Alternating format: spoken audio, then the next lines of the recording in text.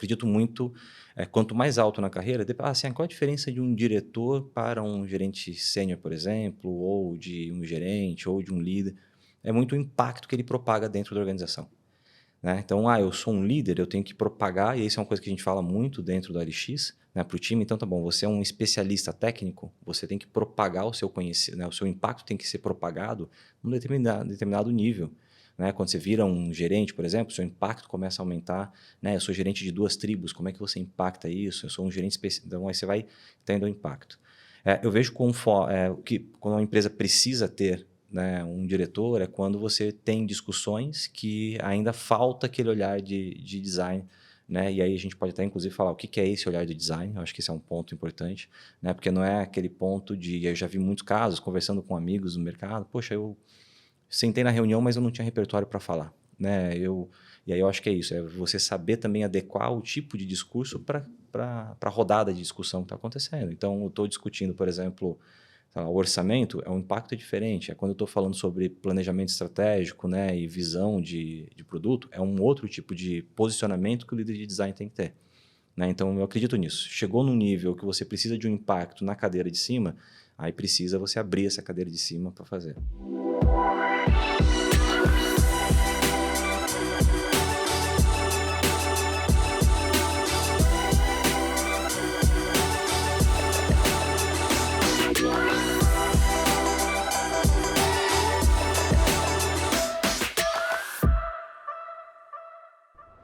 Olá, caro ouvinte, seja bem-vindo ou bem-vinda a mais uma mesa de produtos. Sou Marcelo Almeida, CEO da PM3, e esse episódio é bem especial porque a gente está começando uma série de episódios no qual a gente vai entrevistar líderes que trabalham com produto, com design, com dados, com tecnologia, para a gente aprofundar em diversos temas sob uma outra ótica. E isso surgiu porque a Fernanda Faria, que é co-host, está como co-host hoje, ela falou, Marcelo, vamos chamar uns líderes para realmente aprofundar em vários assuntos. E aí, Fê, eu queria lhe dar boas-vindas. É um prazer ter você aqui. Muito obrigado. Estou muito feliz da gente trabalhar de novo juntos, depois de 8 anos. Depois de 2 ciclos olímpicos, 2 ciclos olímpicos. Isso aí. E vamos explorar sobre liderança e todas as diversidades que a gente tem dentro do mundo de liderança. Exatamente. E para quem não sabe, a Fê, é a segunda vez que a Fê está aqui com a gente, já participou de uns episódios lá no comecinho da mesa de produto. Ela tem uma grande experiência em empresas como o LX, Creditas, Viva Real, e hoje ela é diretora global ali na Ambev. E o nosso convidado, ele é fera em design, tem uma grande experiência no mercado, é o Gustavo Oliveira, diretor de design na OLX, já passou pela Visa, já passou pela TOTUS e tem mais de 15 anos de experiência. Prazer ter você aqui, Gustavo. Bom, o prazer é todo meu. Obrigado pelo convite. Sempre muito bom compartilhar com um pouco de histórias e casos, né, desse mundo de tecnologia, produto, design, dados, enfim, aqui com todos vocês. Eu acho que a gente vai ter várias conversas legais aí para trocar hoje. E, Gustavo, para a gente começar, conta um pouquinho sobre a sua trajetória profissional. Como que o Gustavo de hoje é diferente do Gustavo de 15 anos atrás? Quais foram as crenças que hoje você vê que você tinha no passado e fala, opa, não é bem assim o mercado? Porque eu acho que dessa maneira você já começa a ensinar nossos ouvintes e eles conseguem aprender mais rápido também. Não, muito bom. Resumindo, né, pouco tempo, então não vou falar muito de idade.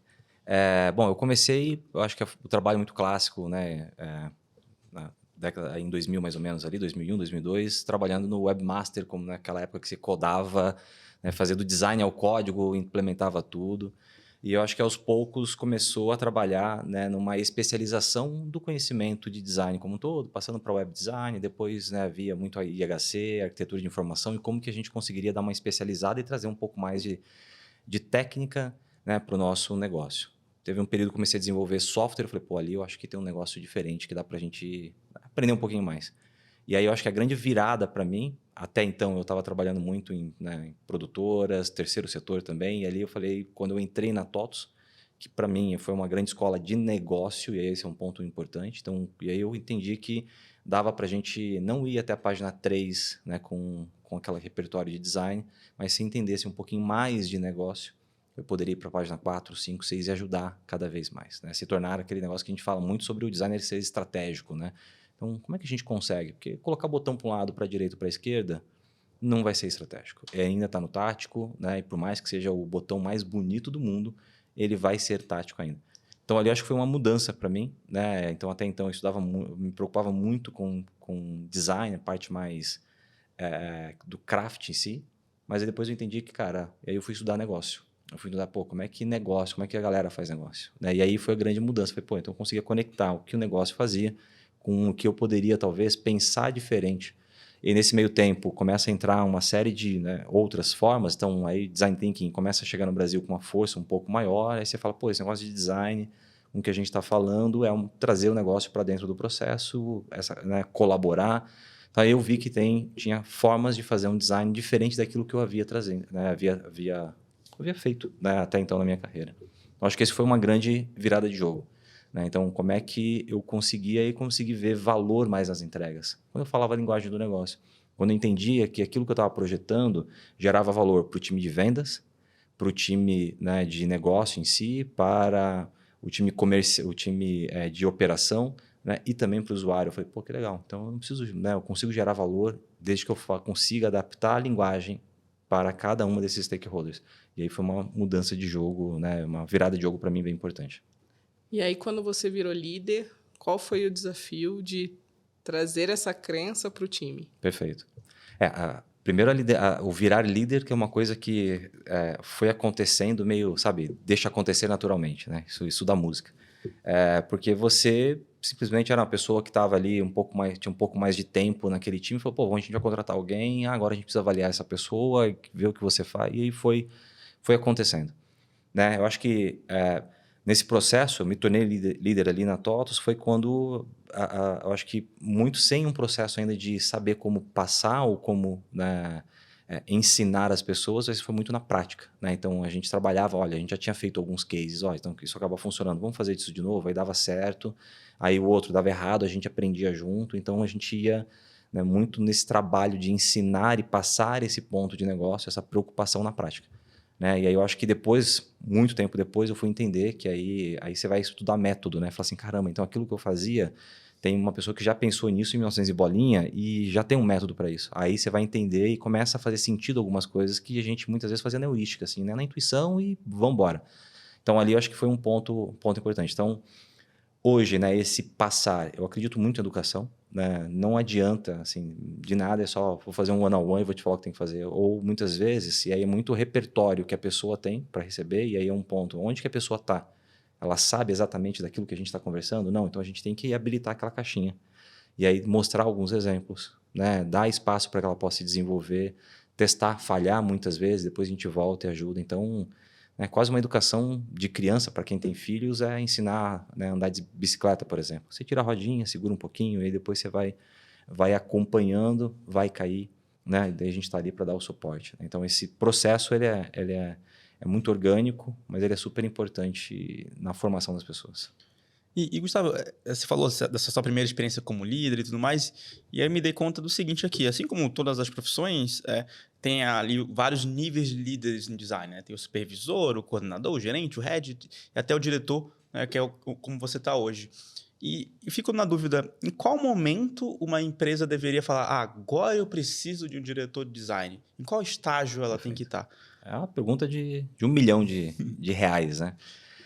Assim, eu acredito muito, e aí é o que a gente olha muito para quando a gente fala sobre ladder de design dentro da organização. Eu acredito muito, quanto mais alto na carreira, assim, qual a diferença de um diretor para um gerente sênior, por exemplo, ou de um gerente, ou de um líder? É muito o impacto que ele propaga dentro da organização. Né? Então, eu sou um líder, eu tenho que propagar, e isso é uma coisa que a gente fala muito dentro da LX, né, para o time. Então, tá bom, você é um especialista técnico, você tem que propagar o seu conhecimento, né, o seu impacto tem que ser propagado num determinado nível. Né? Quando você vira um gerente, por exemplo, seu impacto começa a aumentar. Né? Eu sou gerente de 2 tribos, como é que você impacta isso? Eu sou um gerente específico, então aí você vai tendo um impacto. Eu vejo que quando uma empresa precisa ter, né, um diretor, é quando você tem discussões que ainda falta aquele olhar de design, né? E aí a gente pode até inclusive falar o que é esse olhar de design. Eu acho que esse é um ponto importante, né? Porque não é aquele ponto de, eu já vi muitos casos conversando com amigos no mercado, poxa, eu sentei na reunião, mas eu não tinha repertório para falar, né? E aí eu acho que é isso, é você saber também adequar o tipo de discurso para a rodada de discussão que está acontecendo. Então, eu estou discutindo, por exemplo, o orçamento, o impacto é diferente. Quando eu estou falando sobre planejamento estratégico, né, e visão de produto, é um outro tipo de posicionamento que o líder de design tem que ter. Né? Então, eu acredito nisso. Chegou num nível que você precisa de um impacto na cadeira de cima, aí precisa você abrir essa cadeira de cima para fazer, né? Ter esse ponto. E aí, claro que as obrigações elas vão mudar. Né? Eu acho que aqui, quanto mais alto uma cadeira de design, menos tático e menos menos tangível são as decisões, porque ela passa muito por uma conexão e ajudar a transcrever muito com o objetivo do negócio para os times, né? Para que a gente consiga olhar também e conseguir conectar isso. Então, muito com os pares de produtos, pares de engenharia, né? Então, E quando você estava falando, né, porque tem exatamente isso, né, o pipeline de liderança, você vai mudando. Qual foi a transição, assim, no pipeline que foi mais difícil para você? a de especialista para líder. E a que eu acompanho os times foi a que foi mais dolorida também para todo mundo. Todo mundo passa por esse negócio quando eu sou especialista e viro gestor de pessoas. Isso acontece também em produto. Isso acontece também em dados. Que é aquele ponto, pô, eu não sei se eu coloco a mão na massa, se eu ensino. Ah, é muito rápido para eu fazer, eu vou lá, eu pego, eu faço. Não, mas você precisa formar as pessoas. Então, tem bons líderes que eram técnicos e ela quer seguir essa carreira. Eu senti muito isso. Tanto é que aí eu contava muito, eu jogava muito, a pessoa, cara, e aí, tá bem ou não? Eu recebia muito feedback no começo, falava assim, pô, Gustavo, aqui eu queria que você me direcionasse mais. Aqui, pô, aqui eu queria mais espaço para eu poder trabalhar. Falar, então tá bom. Então você vai sentindo qual é o tipo de gestão com cada pessoa.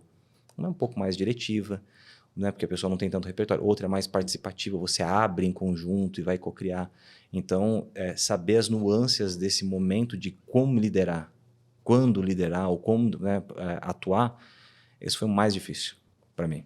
Depois as outras, fala assim, pô, mas a cadeira de gerente sênior ou diretor, ou uma cadeira de gerente ou de coordenador, elas acho que foi acontecendo naturalmente. E aí eu acho que você vai acrescentando novas discussões ou novos atributos. Mas o bom é que você já ganhou um repertório importante de gestão de pessoas, né, de conhecimento de como, né, entender um pouquinho dos movimentos das organizações. Eu acho que desse primeiro para agora, eu acho que tem uma diferença de articulação. Eu canso de falar sobre isso. Assim, eu acho que quanto mais alto na cadeira, mais articulação você precisa fazer dentro de uma organização e saber fazer isso de forma muito bem. Então, leitura de ambiente, você precisa mais numa cadeira do que na outra. Então, aí isso é um novo atributo que eu preciso aprender na liderança. Né? Eu vejo um grande desafio dos líderes novos conseguirem ler ambiente. Né? Certa vez uma pessoa chegou para mim, Gustavo, a gente vai ter que mudar tudo no produto porque eu fui numa reunião e a pessoa falou que tal coisa ia acontecer. Eu falei, não, calma, mas você entende o porquê que essa pessoa falou isso? A pessoa, porque essa é uma agenda muito mais pessoal dessa pessoa e está, inclusive, contrária com o direcionamento do executivo da área, assim, tipo, não faz sentido. Então, calma, primeiro vamos entender o que está acontecendo e depois, sim, foi entender que era uma agenda que a pessoa queria, tinha um sonho, em todas as empresas que tentou passar, queria colocar aquela agenda dentro das empresas e não conseguia. Então, assim, se eu tenho uma agenda pessoal, ela sempre vai ser engolida pela estratégia do que a organização está fazendo. Então, não vai parar. Então, essa leitura de ambiente ela é super importante. E você acha que tem um jeito de aprender isso estudando ou é só vivência? Eu acho que tem ferramentas e técnicas. Depois eu fui atrás para ler. Então, até todo mundo fala assim, uma dica de livro de leitura. Assim, para mim é um livro que me ajudou muito, que é o Adaptive Leadership. Assim, tipo, como é que eu consigo olhar para um ambiente? E aí eu acho que até a forma como eles abordam liderança, que na verdade são vários autores, diversos, né, artigos de Harvard, eles compilaram e falaram, cara, isso aqui é um framework que a gente chama de Adaptive Leadership. E ali é interessante que ele traz um framework, né, acho que bem tangível, que mostra, cara, não necessariamente todas as decisões elas são transacionais, né? Tipo, tem que tomar essa decisão. Tem muita decisão por trás, né, do que alguém vai tomar, que está ligado, aí ele fala dessa decisão, decisão adaptativa, seria mais ou menos isso. E aí ele mostra alguns exemplos de como fazer. Então, isso tanto é que a gente estuda, né? A gente tem uma vez por mês a gente para ali com a liderança, a gente estuda. Esse livro foi um livro que foi lido e a gente fez algumas atividades com a liderança justamente para ajudar. Então, tinha hora que a gente tinha alguém trazer um problema, falava assim, pô, lembra daquele capítulo tal? Isso aqui não é tal coisa? Você chegou a pensar, você chegou a entender um pouco do porquê que essa decisão tá... E aí a pessoa voltava, realmente, isso aqui não é algo assim. Tem um motivador que é, muitas das vezes, sei lá... Ele dá até um exemplo, assim, né? Um exemplo que eu gosto muito, que uma senhora precisou... Aí no livro, né, ele conta, né? Uma senhora ela chegou numa determinada idade, ela tinha que parar de dirigir porque ela estava tendo um determinado problema que poderia causar um acidente, né, dirigindo. E para ela foi um desespero, assim. E aí a família falou, não, a gente vai te ajudar, né? A gente vai. Ela falou assim, mas eu não quero, porque eu vou perder a minha independência. Ela era do grupo, né, que levava todas as amigas para passear. Então, para aquilo era um valor para ela. E aí você fala, cara, então como que eu consigo causar uma mudança na forma como essa pessoa está pensando, né? E aí entendendo o que ela vai perder, entendendo. Então, dentro de uma organização, tem muita coisa que é pessoal em cima das decisões. Quando a gente começa a entender isso, ajuda a gente a pensar nessa forma de agir, né, diferente. E a gente começa a entender um pouco mais desse ambiente. É uma brisa, tá? Assim, Não, legal. Eu não conhecia esse livro. Conhecia, Fê? Também não, muito legal. Assim, é incrível. Para mim, uma boa dica. Mudança de paradigma, assim. Muito bom. E você falou um pouquinho sobre diretor design, né? E o quanto que ele precisa estar em diferentes esferas. Você já passou pela experiência no qual chamaram você para uma posição, vamos supor, de diretor design ou head, e você falou assim, não é bem o que essa empresa precisa. Como que você percebe qual nível ela precisa numa conversa ou baseado na necessidade que essas pessoas falam? É comum e, enfim, eu acho que o mercado, conforme ele vai se movimentando, sempre aparece algumas coisas. Pô, a gente tem uma posição X, rola bater um papo? Cara, enfim, vamos conversar. E aí foi abordado, né, um tempo, a pessoa, tem uma posição incrível aqui de vice-presidente de design. Eu falei, cara, legal, mas na conversa, a primeira pergunta que eu fazia, tá, mas por que você precisa dessa posição? Né? E tudo que a pessoa trazia, eu falava, pô, mas isso é um gerente de design resolve. Né? Isso é um coordenador de design. Então, e aí eu acho que muitas vezes a gente abre uma posição dentro de uma organização sem saber o que esperar dela. E aí a gente está vendo o mercado como ele ficou, um monte de posições abertas, gigantescas, sem saber se a cadeira é ela necessária para aquela posição. Então, eu gosto muito de olhar o seguinte, né, o tamanho do desafio da empresa, né, o momento que a empresa está passando. Né? Então, estrutura de tomada de decisão, por exemplo, quem são os pares, né? Onde essa cadeira vai estar sentada, porque um poder de impacto, por exemplo, eu sou o designer reportando para a tecnologia, é um tipo de impacto, o designer reportando para a CPO é outro tipo, para uma outra área, então são tipos diferentes. E aí, sei lá, um amigo meu falou assim, pô, tu fui convidado para ir para uma determinada empresa e eu ia responder para uma determinada área. Assim, essa área específica, nada contra a área, mas era uma área que não, a gente vai mudar a empresa. A gente, cara, era uma área extremamente específica que não tinha um impacto tão grande ali dentro, mas tinha o anseio de um líder daquela área de criar uma área que fosse mudar alguma coisa. Então, assim, eu acho que aí quando a gente começa a entender um pouco, cara, onde eu estou sentado dentro da organização, eu consigo propagar esse impacto? Muitas vezes sim ou não. E aí você tem que analisar, né? Então, sempre quando alguém fala assim, pô, tô indo para uma posição, eu sempre bato um papo com os amigos e falo, pô, legal, né? Me fala mais um pouco sobre a empresa. Qual é o desafio que você está olhando? Por que precisa dessa posição? Né? Então, você vai ver que muitas vezes, talvez é para trazer uma pessoa que tem um salário competitivo, mas não necessariamente ela vai ter aquela atuação. Né? E aí rola frustração de todos os lados, né? De quem foi, de quem vai. Então, é complexo. É bem complicado. É legal você falar isso, que eu conheço vários amigos meus já PMs, né? Foram contratados como Senior PM ou algo nessa linha. E aí passaram-se alguns meses e eles falavam assim, cara, me contrataram errado. Eu me sinto um PO de luxo, ganhando super bem como um Senior PM. Mas o que eu tenho para fazer aqui é fácil, é trivial, eu mato em algumas horas, eu estou livre, estou me sentindo subutilizado. Mas muita gente. Exato. E aí cria essa distorção no mercado das pessoas falarem, mas eu estou pagando muito caro para pouco. Sim, mas você contratou errado. Exato. E é complicadíssimo. E aí gera um efeito negativo na área, né? Na profissão. Exato. E acho que não só em produto, em design, em dados também já vi esses erros acontecendo. Acho que tudo isso vem do fato de que são profissões novas. Sim. Mesmo que já tenham décadas de vivência, é novo na maioria das empresas. Enfim, acho que a gente está passando por um processo de estabilização. Acho que natural. Acho que na pandemia nós tivemos um boom de contratação, um monte de vaga aberta, pessoas entrando e saindo sênior em empresa. Então, muito pela necessidade de ter aquelas pessoas ali dentro, né? E aí, eu acho que é uma coisa que eu falo muito, assim, né? Eu acho que se tornar sênior, né? Ou se tornar uma pessoa sênior, independente da posição dela, é muito repertório. É muito dia a dia. Então, eu vejo as pessoas assim, eu vou para tal local, né? Uma pessoa que trabalhou muito tempo comigo recebeu uma proposta, ela falou, cara, eu vou para ser head de um time. Eu falei, cara, muito bom, assim, pô, me dá uma dica. Eu falei, olha, a gente tem um desafio aqui, XY, que você precisa evoluir. né? Eu acho que você vai ter esse desafio porque essa cadeira pede esse tipo de né, atributos que você ainda está em desenvolvimento. Mas conte comigo, eu estou aqui para te ajudar, mas vamos embora. E aí ele foi, deu 3 meses e falou, Gustavo, posso voltar? Aí eu falei, cara, mas por quê? Cara, porque não dá, eu estou sentindo assim. Então a pessoa se frustrou porque foi para uma cadeira muito maior e não estava preparada para aquele ponto. E aí depois ela voltou a ser especialista e foi tracionando. Hoje está super bem, mas entendeu que, cara, eu precisava dar um passo um pouco mais devagar para conseguir estabilizar a cadeira, né? Então, acho que esse é um ponto importante. Muitas vezes a gente tem ansiedade. Poxa, eu vou para aquela Sim, posição e vai ser legal. E se frustra. sim. E você estava até falando sobre pandemia, né? Que a gente esticou muito. E você estava contando que você entrou na OLX bem quando... Na pandemia. Na pandemia, quando começou. O que você acha que foi seus 3 maiores desafios, assim, até para... Acho que primeiro Para as conectar com as pessoas. pessoas. Né? Conectar numa coisa que, por mais que a gente vai fazer trabalho remoto, era algo totalmente diferente. Eu acho que foi uma conexão muito rápida e muito boa, pelo fato do contexto, né? Porque era todos contra um vírus, né? E aí todo mundo se empenhado. Conforme for voltando a abrir essa necessidade de conexão e a liderança, eu acho que é muito contato, é muito olho no olho, é entender o que está acontecendo. Então, esse se conectar com pessoas que você nunca viu na vida, de forma remoto, né? E você tentar entender o máximo possível, né, aquela pessoa, é um desafio enorme. Então, acho que esse para mim foi um grande desafio.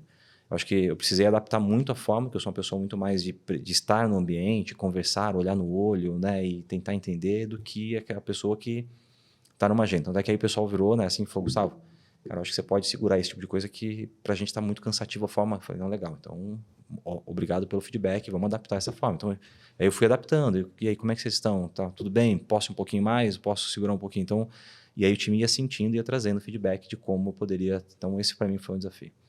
Eu acho que outro desafio é de entender contexto, né? Então, cara, dentro dessa organização inteira aqui dentro, quem são as pessoas? Quem são os atores? Também é um outro ponto super complexo de entender ali na pandemia, né? De forma remoto, quem são esses atores, né? Quem toma a decisão? Quem influencia quem? Porque muitas das vezes no presencial é aquele ponto, pô, fulano de tal tá tomando café, caramba, pô, galera, né, fica bem e tal. Ou tem empresas que a característica de tomar decisão é num cafezinho de forma informal. Tem empresas que a decisão é tomada numa sala de forma formal. Então, entender esses ritos, né, foi um desafio. Mas eu acho que agora tá... Acho que assim, a OLX é uma empresa que ela se preocupa muito com deixar o ambiente muito bem confortável para que as pessoas... Se preocupar de fato com as pessoas. Então, até que é uma coisa que eu me senti super acolhido quando eu falei, galera, e aí? Teve pandemia, todo mundo fechando, vai continuar, tinha empresas, né, demitindo times e tal. Eu falei, não, calma, tá tudo certo. A gente só vai pensar como a gente vai fazer esse onboard, mas está tudo funcionando. Assim. Então, essa preocupação, eu falei, pô, tô indo para o local certo, que é o local que de fato se preocupa com pessoas. Né? E para mim isso é um valor extremamente importante. Sim. E como que você acha que esse valor da empresa influenciou no seu modelo de gestão quando você chegou na OLX? Influencia muito. Aliás, eu quero só somar. Se o modelo de gestão mudou, porque foi uma vez uma empresa bem diferente, Sim. né? Eu acho que ela muda sempre e ela sempre muda com determinado time e contexto. Por exemplo, para um time eu tenho um tipo de ação diferente para outro. Por N razões. Né? Um time que é mais de plataforma tem um tipo de gestão diferente de um time que é mais client-face, por exemplo. Então, você vai ter a atuação. Aí tem a atuação sua com o seu liderado, que também é uma outra tipo. Né? Então, aquele ponto, tem hora que eu sou um pouco mais diretivo, tem hora que eu preciso ser mais, vamos fazer o seguinte, vamos abrir mais. Tem gente que fala, Gustavo, eu preciso acumular repertório eu gostaria de estar, né, eu estou aqui, né, esse é um ponto muita gente identificar, onde que o profissional está? Aonde que ele gostaria de estar em algum momento da carreira dele? Aqui, legal. Então, a gente identificar quais são os pontos que ele precisa passar ou desenvolver de repertório. Então, só esse ponto de identificar onde a pessoa está, para onde ela vai e aonde ela está sentada, se é possível desenvolver isso ou não, já é um tipo de gestão diferente. Mas, de fato, assim, eu acho que o olhar o LX, pelo fato de ser extremamente humana, de olhar para as pessoas, essa preocupação, automaticamente já muda a forma como você vai gerir um time, sabe? Diferente, por exemplo, você está no mercado financeiro, sair do mercado financeiro para ir para a OLX, então você vai ter esse impacto. São ambientes distintos. E saber, né, eu acho que esse é um ponto. O líder ele precisa ser um pouco camaleão. ele precisa se adaptar ao contexto que ele está, às pessoas, né? Então, tem momento que tem, né? Eu acho que é importante, assim, né? Eu acho que a gente sempre tem que manter a corda um pouco tracionada, mas não estourar, né? Tomar cuidado para não estourar, porque senão se estoura, você perde a pessoa e a pessoa é algo mais importante que a gente tem dentro da organização. Tem conhecimento ali dentro, tem essa conexão com as pessoas, então a gente tem que cuidar muito bem, né? E o OLX, ela tem muito esse cuidado, né? Na essência dela. Então, sim, eu acho que mudou muito o meu jeito de liderar. E quando você chegou lá na OLX, como era a divisão, não a divisão, mas como era a interação do design, ou para design, enfim, da área de design com o negócio, e como que nesses 4 anos isso foi mudando? Porque eu vejo no próprio mercado. 4 anos atrás, o mercado interagia de maneira diferente entre negócio e UX, até entre UX e produto. Perfeito. Então, como que você viu essa evolução lá dentro no OLX? Talvez até como você ajudou também a acontecer algumas Boa. coisas. Quando eu cheguei, eu acho que o desafio era, galera, a gente precisa sentar, a gente precisa do time de design também discutindo algumas coisas que a gente queria que, né, discutisse. E aí eu fui entender um pouquinho quais eram as agendas que existiam ali dentro. Né? Então, tinham pessoas que tinham uma agenda muito propositiva, mas estava sentada na cadeira que não necessariamente era melhor. Tinha outras que não tinham uma agenda mais propositiva, que olhava muito para o time, mas não tinha essa discussão de negócio. Né? Então, aí o meu papel foi muito entender um pouco e começar a direcionar, cara, como é que a gente consegue olhar para o negócio? Né? Então, a pessoa tem repertório? É normal. Tem pessoas que não têm o repertório para discutir aquele determinado tema, então é o papel da liderança identificar isso e entender a melhor maneira de fazer isso acontecer. Né? Então, nós tínhamos pessoas muito boas sentadas também em posições que não necessariamente eram as melhores, e a gente foi ajustando, né? E aí ajustando o time, trazendo outras pessoas do mercado para conseguir organizar esse ponto. Né? Então, nós tínhamos times que a estrutura era um PM, né? Alguém de produto desenhava alguma coisa e falava, agora, né, implementa. Né? Eu vi muito pessoas assim, o meu designer, eu tenho, né, 3 discoveries para esse mês para o designer fazer, para o meu designer fazer. Eu falo, não, calma, por que 3 discoveries? O que está acontecendo? Qual o grande problema que você está tentando resolver? E aí foi até um pouco de mudar um pouco. Então, tinha times que tinham uma característica muito de feature-driven. Tinha outros times que trabalhavam muito mais com entregas de resultado e menos feature-driven. Então, você precisava entender esse cara.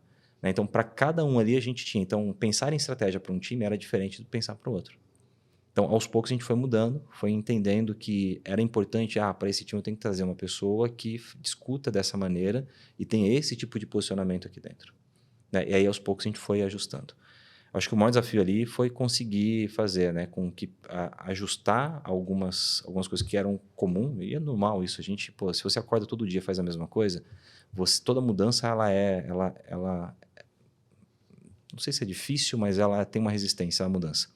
Né? Biologicamente a gente é assim, né? Tipo, não, tem que acordar cedo todo dia, caramba, eu sempre acordei tarde. Então, isso muda. Então, isso no dia a dia é a mesma coisa.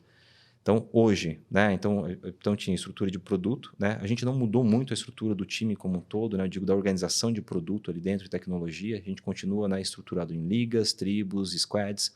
Né? Então, para cada tribo eu tenho um líder, né? Para cada liga eu tenho um líder também. E aí a gente tem os times ali dentro com produtos, né? Sempre o quarteto andando muito junto, né? Produto, dados, design e engenharia, né? Trabalhando bem. Muito do ajuste que a gente foi fazendo foi trazer, e aí atrelado muito ao plano de desenvolvimento de cada pessoa. Né? Então, quando eu cheguei, eu lembro que participei de uma primeira atividade, todo mundo performa, a gente tem um time super sênior, todo mundo trabalha muito bem, e entrei e falei, cara, a gente vai ter um grande problema aqui, que é, primeiro, vai ter um monte de gente frustrada, porque a gente não consegue dar lastro de carreira para as pessoas. Né? Então, e aí você tinha uma pessoa muito sênior fazendo um trabalho que era, cara, tal coisa muito pequena, a pessoa estava frustrada naquela cadeira.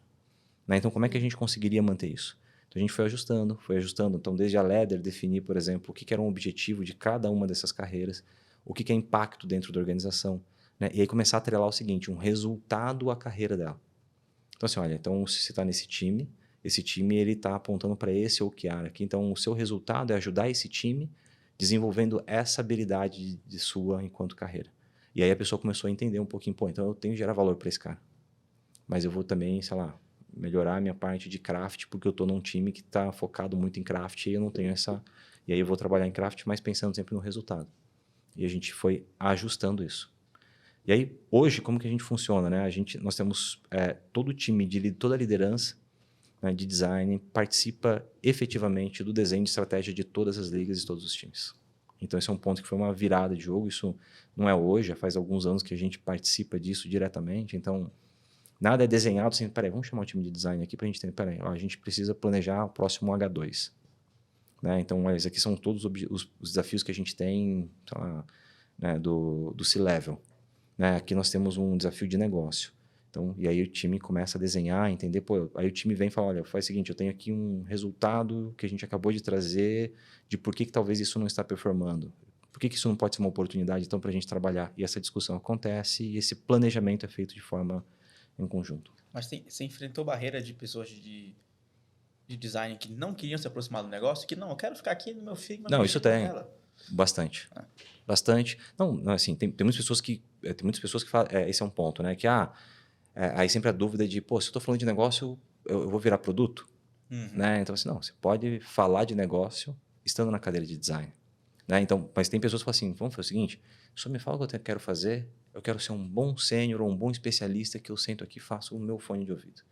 Então, assim, e aí era muito de adequar um pouco do que cada um queria fazer na vida, assim. Então, tinha pessoas que têm espaço para trabalhar, tinha outros que não tinham espaço, porque a gente precisava de outro perfil, né? E a gente foi adequando. Mas sim, tem até de outros times. Então, por exemplo, até produto, senti um pouco, peraí, pô, mas a gente sempre fez de outra maneira. Por que eu tenho que trazer agora, né, a galera de design para cá? Então, e essa conversa foi muito conversando com a liderança, foi conversando com as pessoas, mostrando com exemplo, olha, tá vendo que a gente conseguiu fazer todo mundo junto? Olha que legal como fica. Então, por que a gente não pode fazer nessa camada abaixo? Então, e a gente trazia, e aí tinha, pô, galera, vamos trazer todo mundo aqui para trabalhar nesse tema. E aí era meu papel preparar a galera que tinha para ter repertório para esse tipo de discussão. Porque não adianta nada sentar na mesa aqui, ficar concordando, né, e tomando nota, mas não participando naquilo. Aí sai da reunião e fala, então, não concordei. Por que você não falou? Então tem essa postura. Né? Eu acho que foi aos poucos encorajando os times a trazer, a colocar, a levantar a mão. Né? Então tem pessoas muito boas que levantam e falam, cara, eu não concordo com esse tipo de coisa. Eu acho que esse é um ponto. A OLX, ela provoca muito isso. Faz com que as pessoas, cara, se ela está inconformada, levanta a mão e fala, cara, assim, cara, eu não concordo com tal ponto, porque eu acho que não vai ser efetivo para o que a gente está buscando como métrica de mover o ponteiro. Então, minha sugestão é que a gente tenha esse ponto, que são evidências fortes, aí você fala, pô, legal, então a galera está com uma maturidade legal de discussão, atingimos um bom resultado, sabe? Então, mas sim, tem bastante resistência. E no meio desse processo ainda teve o M&A da OLX com o Grupo Zap. Exato. Então, imagina você estava fazendo essa transformação e adicionaram um temperinho ali, um negocinho. A gente fala que, enfim, trabalhar na OLX a gente sempre tem novidades, né? Então, assim, não vai ter marasmo, sempre vai ter uma coisa nova para a gente fazer. Então, a gente passou por vários momentos de transformação do produto também, né? Então, isso que é importante, assim. Então, passamos para criação de um modelo diferente de classificado para transacional, que foi nesse período também. Então, a gente estava na pandemia, conhecendo o time, implementando um novo modelo, validando coisas, criando métodos. Então, enfim, foi um grande desafio. Acho que o grande aprendizado, né? Porque eu cheguei com um time e depois, logo depois, eu ganhei um outro time, né? Que foi exatamente a junção desses, né, essas duas grandes marcas, né? Em um grupo, chamando o Grupo OLX. Né? Acho que são desafios distintos, até por entender que o que a gente estava falando um pouco antes aqui, né? O tipo de característica de cada empresa. Né? Cada organização, por mais que seja um marketplace, tinha organizações diferentes, modelos diferentes de gestão.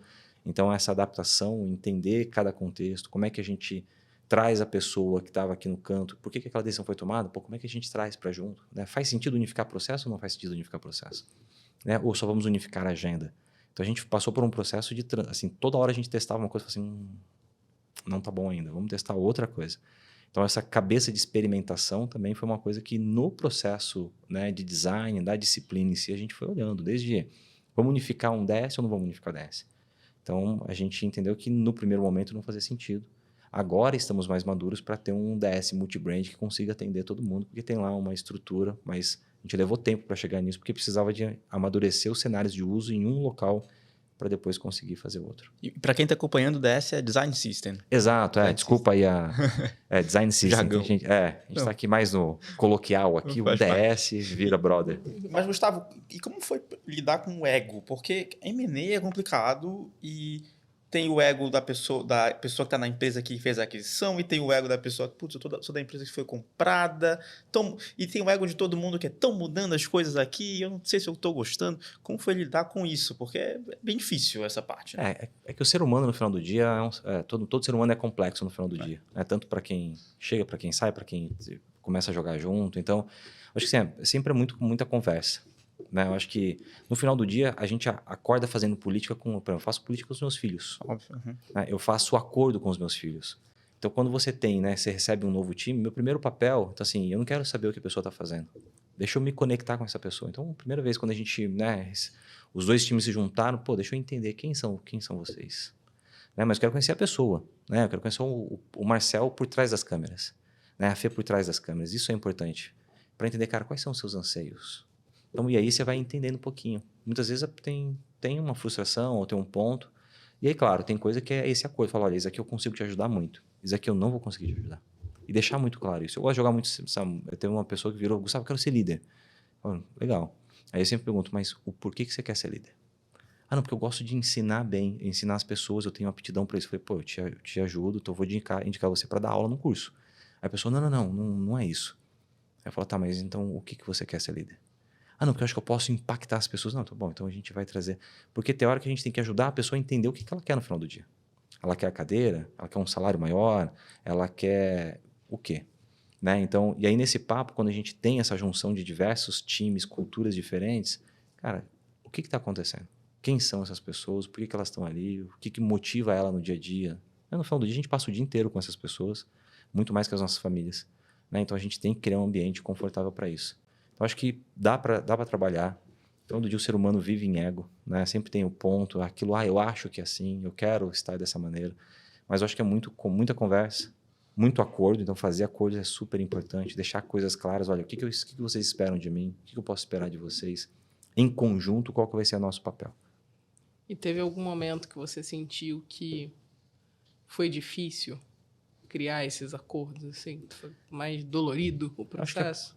É que acordo ele vai muito de time para time, pessoa para pessoa. Tem pessoas que são mais resistentes a acordos, a novos acordos, por exemplo. Assim, não, mas eu sempre fiz isso, eu não quero que mude a cultura, né? Ou faça tal coisa.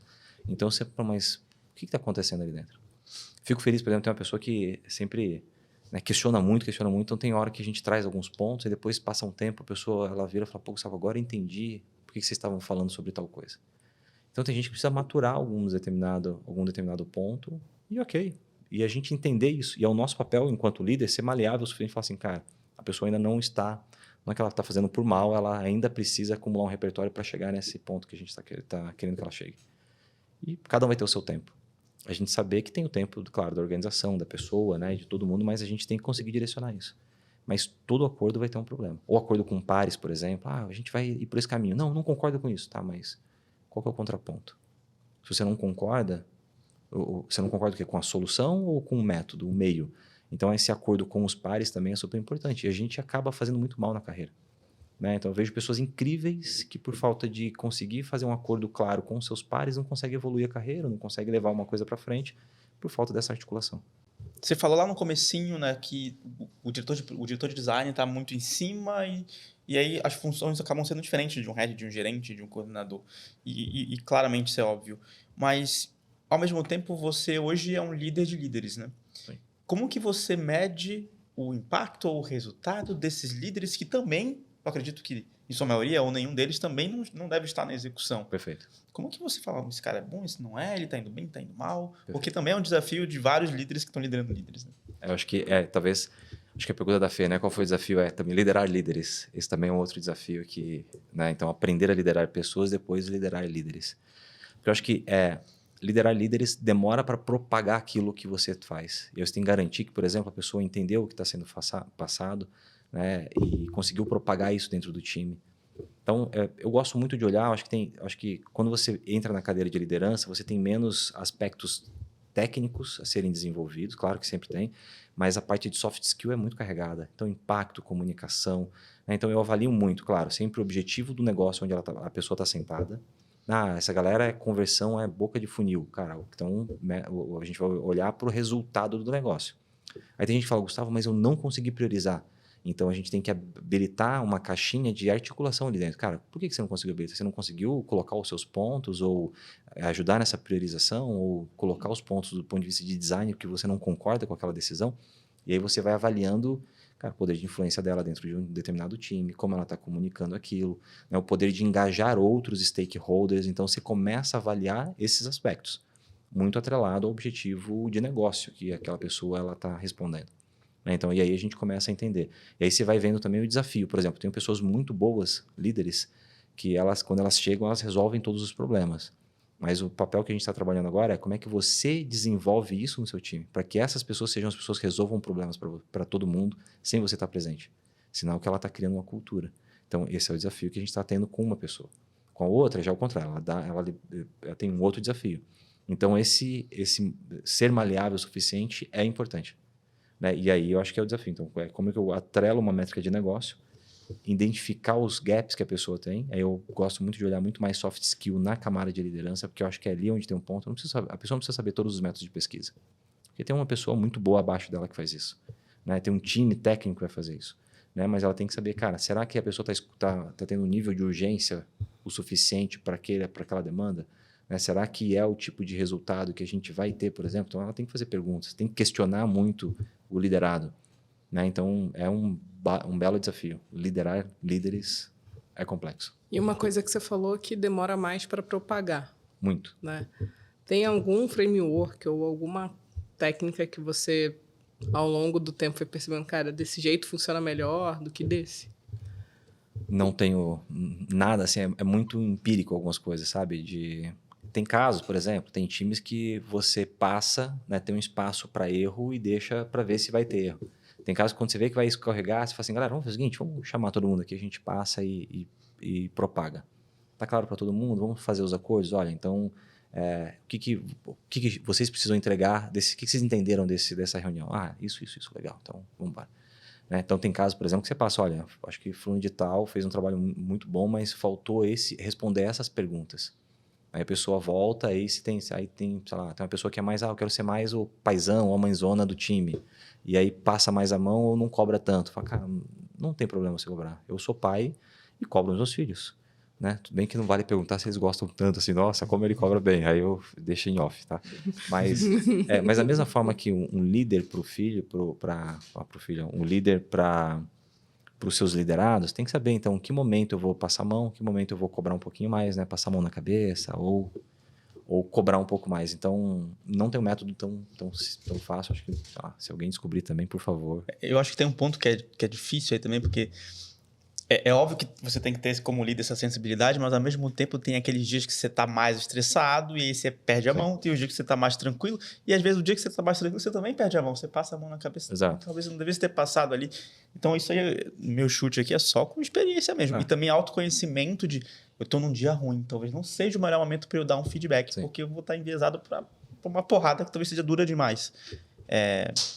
Só para colaborar aqui.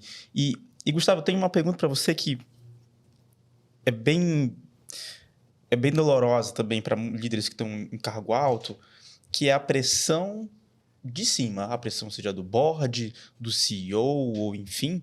Como que você filtra essa pressão para os times e para os seus liderados, ou se você filtra diferente para cada nível da hierarquia? Como é que você costuma fazer isso? Dependendo do nível de senioridade de cada um, a gente passa um pouco ou segura um pouco. Né? Então, tem gente que fala assim, Gustavo, eu quero ter abertura de tudo. Né? Então, eu lembro que, assim que eu cheguei, tinha muito assim, tudo é colaborativo, tudo toma decisão coligada. Não necessariamente todas as decisões vão conseguir, e nem todo mundo vai conseguir participar. Né? Eu lembro que, numa discussão da Leder, por exemplo, quando a gente fizemos várias atividades e tal, e aí uma pessoa não participou da discussão da cadeira dela. Mas outras pessoas estavam sendo representadas. A gente montou times multidisciplinares, cada um e tal, beleza. E aí a pessoa levantou a mão, eu não concordo com tal coisa. Falei, mas não concorda por quê?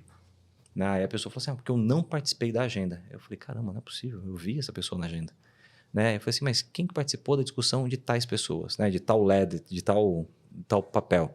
Fulano, ciclano e tal. Eu falei, você eu fiz a pergunta, você considera essas pessoas responsáveis também? Enfim, confia nessas pessoas? A pessoa, sim, confio. Então, sinta-se representada por ela. Então, ali foi uma mensagem, galera, nem todo mundo vai participar de tudo. Então, aos poucos a gente vai falando, então esse tipo de informação, isso a gente fica tranquilo que a gente vai levar aquilo que é importante vocês saberem. Porque eu acho que dependendo da maturidade das pessoas, gera-se uma ansiedade muito grande em um determinado tema. E aí é o nosso papel saber o que levar, o que não levar.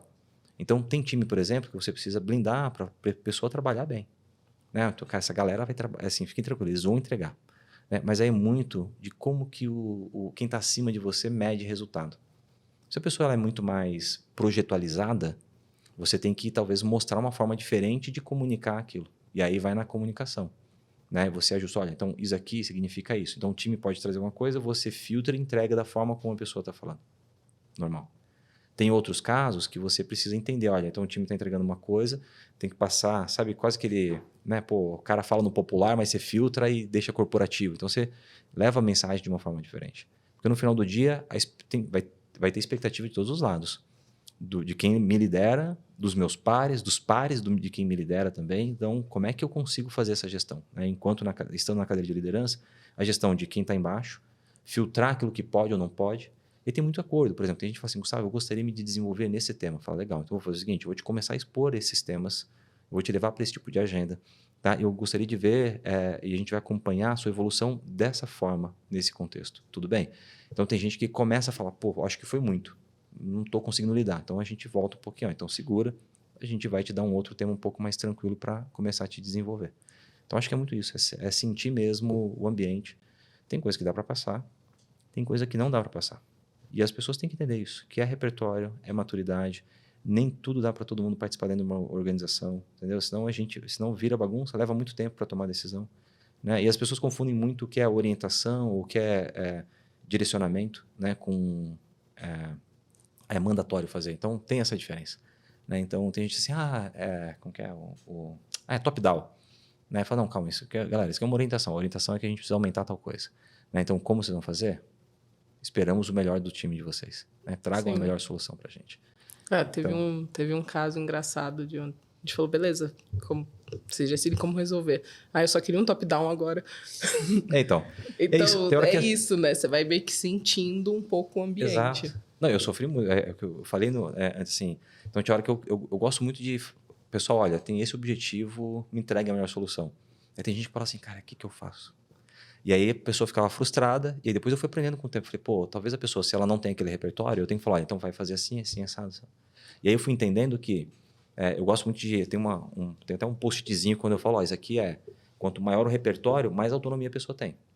Então, isso para a vida, assim, cara, a pessoa vai fazer um planejamento, nunca fez, então ela tem um baixo repertório, ela vai ter que ter baixa autonomia para aquele planejamento. Então, eu vou pegar um pouco mais na mão. A pessoa, ela já fez vários planejamentos, trabalhou num time. Esses dias a gente estava fazendo planejamento, né, pensando ali, aí o pessoal, pô, a gente vai fazer um planejamento com 80 pessoas. Eu falei, cara, não é tão simples assim. Não é uma agenda trivial. Se colocar 80 pessoas numa sala sem saber o que vai acontecer, e aí eu fiquei preocupado, a gente, né, sentei ali com meu pai de produto, pai de engenharia e dados, eu falei, cara, eu estou preocupado, não acho que a gente vai precisar pegar na mão. E aí a gente primeiro foi deixando o time chegar o máximo possível ali dentro, e a gente via, cara, mas e tal coisa? A gente não pensou, então voltava.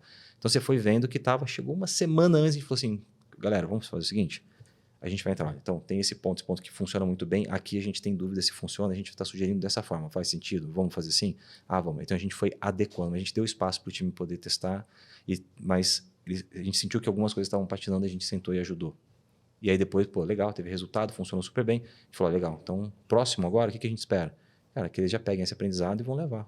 Talvez não para um time tão grande, pô, faça isso num time menor, um grupo menor de times, né? Pô, se colocar, sei lá, 12 times, 12 líderes de times dentro de uma sala, 12 times, né, com líderes diversos dentro de uma sala para planejar e fazer com que tenha negociação ali dentro, tem que ter uma forma, um método de fazer acontecer, que se a pessoa não tem repertório, ela vai ter problema. Eu gosto muito de pensar, eu faço muito comparação. Pensa o seguinte, para produzir uma cerveja tem um processo. Se eu falar que eu vou fazer esse processo diferente, a cerveja provavelmente não vai sair boa. E muito do que você fala de repertório, assim, tem um outro lado do repertório que é isso, assim, é processo. Caramba, qual que é o método que você vai usar? Qual que é o processo? Porque isso ajuda isso facilita, no final das contas, a medir o sucesso, a você conseguir ter os pontos para ver, putz, nesse pedaço aqui eu estou indo bem, nesse pedaço eu não estou indo bem, e você tem um entregável no final, fica muito mais fácil de falar, tá bom. E aí você volta no processo e fala, cara, se eu mudar o processo aqui, aqui e aqui, eu entendo que isso aqui vai melhorar. É isso. Então, para mim, eu adicionaria ao repertório essa visão sempre de, tá bom, como que eu quebro em pequenos pedaços e eu vou fazer chegar no resultado melhor. E eu acho um ponto legal, que você colocou assim, que é nosso papel enquanto líder cara, a gente tem que finalizar o planejamento. Tá, quais são os pequenos passos? E aí não são atividades muitas vezes. A gente fala, cara, vamos fazer o seguinte, ó, você precisa me mostrar uma forma de como quais são os problemas que a gente vai entrar. Então traga uma forma, não quero que você fale, não quero ver como é que você vai trazer, porque pode ser que a pessoa tenha um repertório muito melhor que o meu para aquela fase. Então ela vai falar, pô, isso aqui ficou muito melhor. Isso acontece demais, assim. Porque senão a gente sempre julga, né, as pessoas. Então, cara, vai ter alguns blocos de fases macro, eu quero que você me traga resultados aqui dentro. Então, cara, propõe a melhor maneira possível. E tem gente que chega e fala, caramba, que coisa incrível. Então, a gente tem pessoas que são, né, que eu gosto muito de estudar método também, processo para entender, caramba, alguém já fez isso, pô, vou testar. Acho que se tiver um espaço, vamos testar tal coisa? Vamos. A gente coloca para testar, porque eu acho que é ali que a gente fala, não funcionou para esse cenário. Vou testar para outro. Opa, aqui já funcionou melhor. Então, talvez funcione para isso, não vai funcionar para aquilo outro. Né? Então, isso é fundamental. Assim. Para a vida, eu penso sempre em tentar processualizar um monte de coisa, porque gasta menos energia. Legal. Fê, você tem mais alguma pergunta aqui? Para mim já foi uma baita de uma aula. Para mim também, foi incrível a troca aqui.